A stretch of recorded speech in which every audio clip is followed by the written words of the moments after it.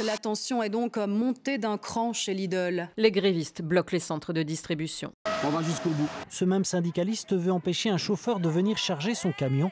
Celui-ci sort de son véhicule et frappe le délégué de plusieurs coups à la tête. Pour les grévistes, le responsable de cette violence, c'est la direction. Il y avait une proposition qui a été faite dès le départ. Ils auraient accepté dès le départ, il n'y aurait pas eu tous les jours de grève. La direction, elle, dit attendre la réponse des syndicalistes à ces propositions.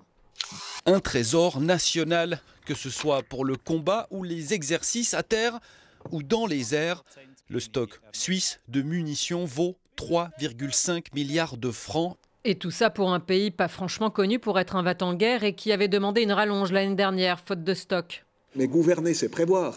Pas franchement convaincant pour cet élu socialiste. Il y a trop peu d'informations qui sont à disposition du Parlement et de la population. Ces 2 dernières années, l'armée a tiré pour 60 millions de francs de munitions par an, soit environ 1% de la réserve actuelle. Quand on vit sur le bord de l'eau, on sait qu'il y a des possibilités d'inondation. Surtout avec les pluies qui accompagnent souvent l'arrivée du printemps au Canada. On espère que les sacs, ça va maintenir, puis l'eau elle va rester de l'autre côté. Le fleuve Saint-Jean est monté à plus de 8 mètres au-dessus du niveau de la mer, ce qu'on a rarement vu. Même si les autorités se veulent rassurantes, Dame Nature, elle, promet encore de la pluie dans les prochains jours.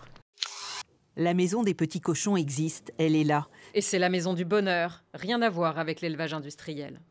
Donc en bâtiment, ils coupent la queue parce qu'autrement sur un cabotier intégral, ils se bouffent la queue. Une queue longue comme ça, ils se la bouffent. Les cochons deviennent cannibales. Plutôt violent et bien moins rentable que de prendre soin de ces bêtes comme de ces terres. Et je me dis qu'à la fin, en respectant cette physiologie-là, je ramène la viande pure. Et la solution, c'est la vente au détail. Des animaux qui vivent plus ou moins en liberté, qui ne sont pas enfermés en batterie, enfin, ça tombe sous le sens. C'est mieux pour eux ou c'est mieux pour vous? Pour les deux, je pense.